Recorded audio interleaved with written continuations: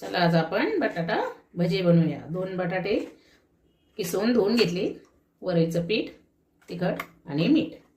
चला आता आपण पीठ काढून घेऊया। आधी बटाटा घ्यायचा, नंतर त्याच्यात पीठ घालायचं।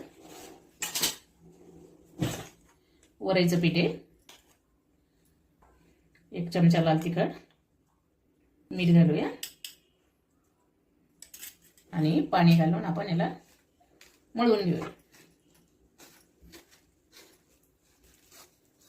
आपण थोडं थोडं पाणी घालू आणि मळून घेऊया, जास्त पातळ पण नाही करायचं।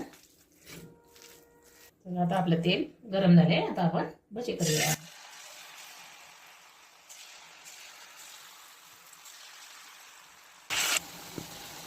असं कमी गॅसवर मस्त लालसर होईपर्यंत तळायचे।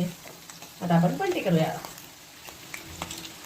चला आपले आता मिरची भजे तयार झालेत उपवासाचे। मिरची बरोबर खा, नाही तर दह्या बरोबर खा। आवडलं तर लाईक करा, शेअर करा।